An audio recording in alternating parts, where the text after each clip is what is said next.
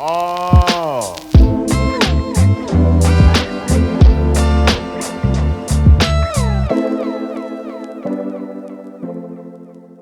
Hello everybody. Today I'll be reviewing the 1983 film Handgun, also known as Deep in the Heart, a film directed by Tony Garnett and released by Fun City Editions on Blu-ray. It's a one-disc edition, but it is a 4K restoration on the original 35mm negative. 185 to 1 color picture.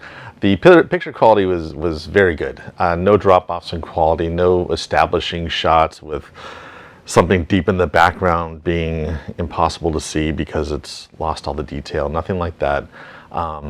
Maybe a little bit grainy at times, but for a low-rent 80s movie, probably the best that they could do. So really no complaints. The audio, on the other hand, was a different story. I did appreciate that it's a mono soundtrack, which is faithful to the original source format. Unfortunately, in a lot of cases, the highs are clipped, and it's a technical term called sibilance, when the S sounds are, it's kind of blown out and super clipped and distorted. Sometimes it was worse than others, but it was kind of there, I think, throughout the movie. I don't remember exactly, but it was a little bit distracting. Again, maybe had more to do with how it was recorded versus how it was restored, although I think they could probably have taken some of that out with technology these days. One of the cool things about this release, and I kind of alluded to this in the title with the confusion about the two titles for the movie, was shot, it's a UK film that was shot in Dallas, Texas, and originally I believe it was called Deep in the Heart. Maybe that title didn't make sense to people outside of the US because they're not familiar with Deep in the Heart of Texas. So outside of the US, it was referred to as Handgun. And what Fun City Editions has done, which is really cool, I think, although still kind of confusing, they gave us a slipcover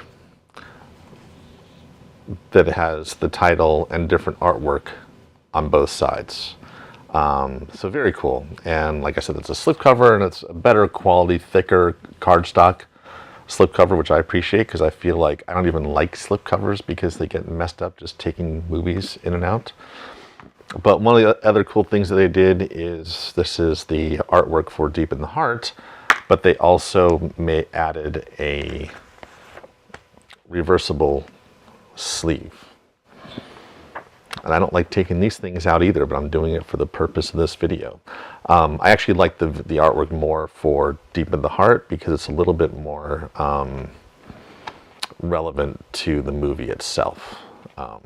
So that's the packaging. As for the extras, there is an audio commentary. It's not great. It's two people kind of having a conversation. One's a British scholarly film historian type. The other is a woman who has a film podcast. I don't remember either of their names. He did most of the talking. But this kind of commentary is not really up my alley. It's more about, they talk more about the cultural context, the historical context of the director and the actors and what they'd been in prior, what they were in after, and things the director had made after this. I much prefer when the commentary talks about the film itself and really about what has gone into making it, especially, scene by scene, and why they chose this lens or why they chose this lighting or how hard it was to reserve to kind of get this location, or to find a location. I mean, all that stuff is a lot more interesting to me. If you're into that historical stuff, then this is probably good. Again, just not my bag, really. As for the movie itself, I wasn't quite sure what to make of it. On one hand, it was a powerful indictment of the American, and more specifically, the Texas gun culture and misogyny and toxic masculinity. On the other, it was kind of a razor-thin revenge flick, that's kind of like all it was by the time it was done. They did explore and expose us to a lot of this stuff from what I mentioned before about the culture, but I felt like they couldn't really decide either how deep to go or which way they wanted to go with either of those two elements. Karen Young is a star. She plays an East Coast teacher recently transplanted to Dallas. She's a history teacher. And we see the aforementioned cultural aspect of Dallas and Texas through her eyes, because it's all so very different to her than the East Coast was. And just kind of going back to the audio commentary, one of the valuable things that I picked up from it was really the outsider nature of the director also, who is British, and that really helped with forming her perspective of being in Texas, where things are just a little bit different than they are in other places. So early on, she goes to a barbecue because, of course, Texas, and she meets a local frat boy turned lawyer who aggressively pursues her from that point on. And his first conversation with her is about guns and how Colt guns specifically, that everything we have, everything America won and Texas won and took from everyone else was at the hands of Colt weapons, and that's his contribution, and that's his perspective of history, and how the founder of Colt weapons, whatever his name was, something Colt, isn't talked about enough compared to all the people he's indirectly associated with, because they used his weapons to take over the world and create an empire. So outside of this barbecue, the next time we see them, after he goes to some girl boxing / strip club thing that just kind of shows how ridiculous these guys are, he comes to her class to give her class a lesson on history, but again, through the perspective of the handguns Americans have used to defeat everybody. And it's just kind of funny in today's day to see a guy in a classroom like showing off his pistols and, you know, showing off the guns and cocking them back, and just kind of crazy. Like, it was like, you know, wow. And maybe that could still happen in Texas. I don't know. But even at this early juncture, we get a sense of how creepy this guy is. Before he's even in the classroom, he is at a pep rally for some reason, maybe just to show him, leering at the cheerleaders, and the director is using close-ups of their crotches as the skirts are flying up, to kind of give us his perspective, but it is definitely what he's staring at, and you can almost see his mouth watering. Even after the history lesson, he leers at girls as he passes by them in the hall, you know, kind of turns back to check them out. Just an overall creep. And nevertheless, she goes out with him. At the end of the first date, she basically jumps out of the car while he's still trying to figure out the best words to use to worm his way into her bed. But because of his persistence, she ends up seeing him again, this time at his place. And after she eats deer, unbeknownst to her what it was at the time, that he had shot the day before, because Texas, they start making out. It goes in the living room on the couch. It goes too fast for her.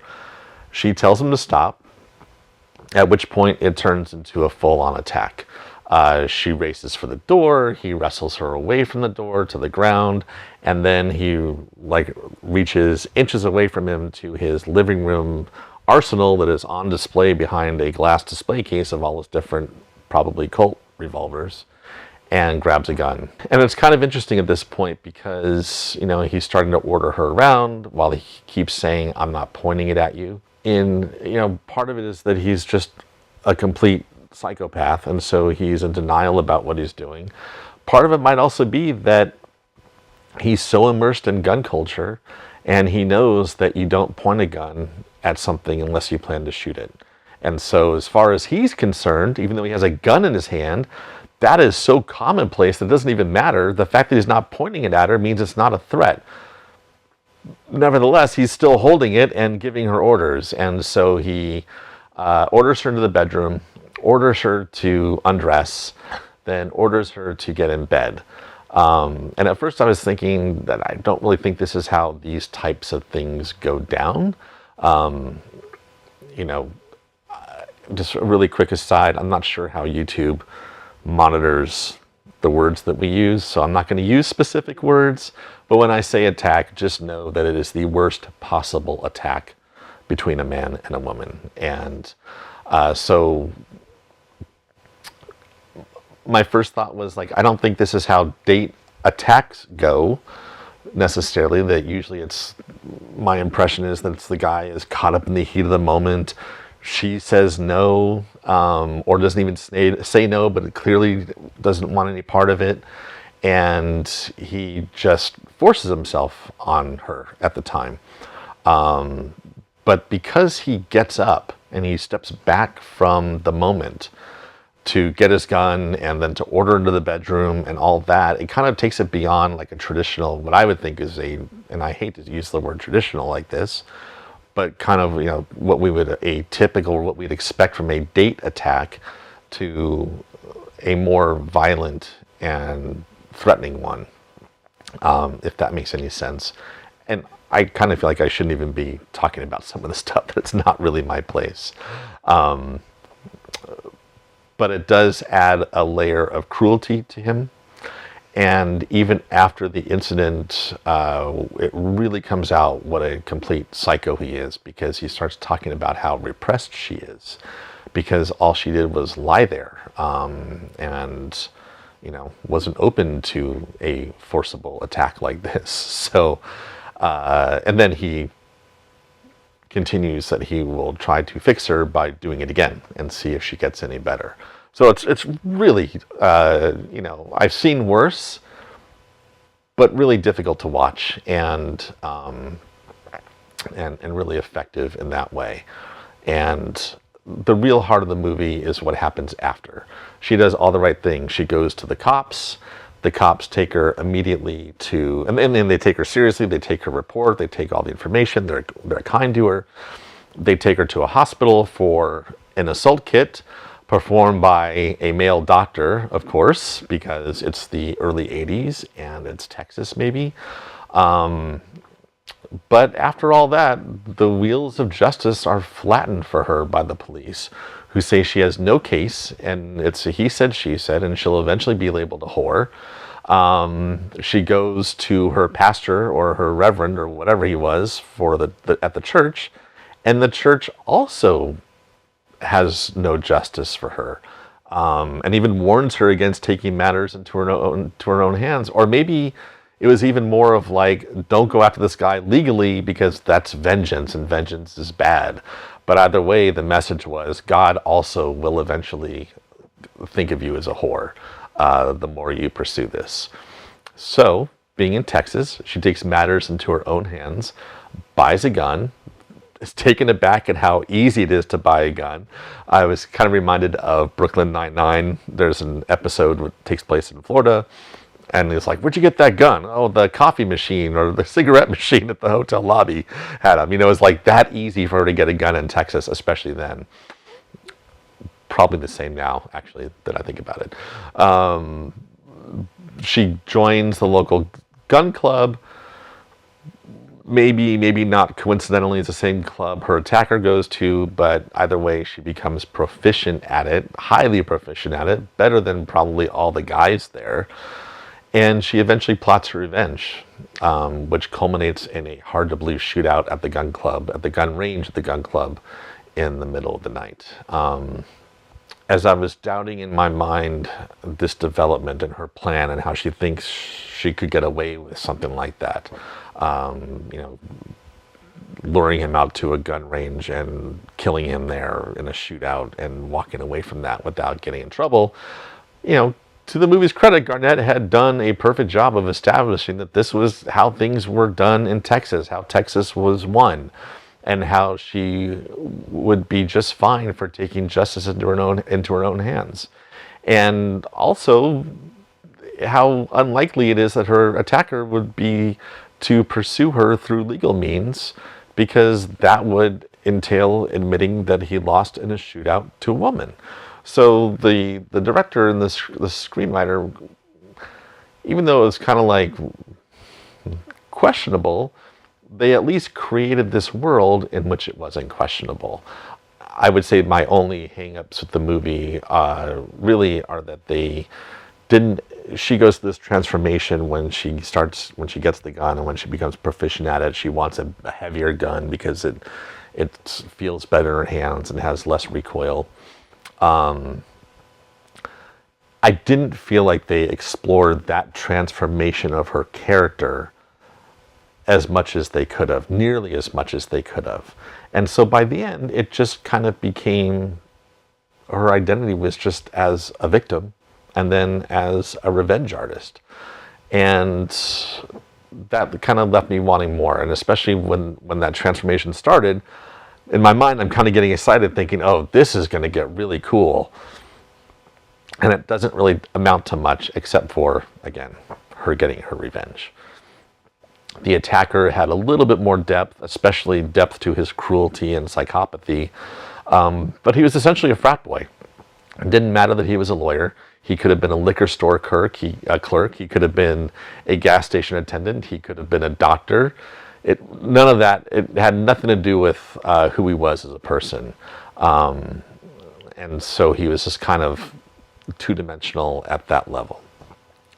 What did really work was how Garnett portrayed the gun culture of the US and specifically Texas, and somehow managing to do so without being heavy-handed.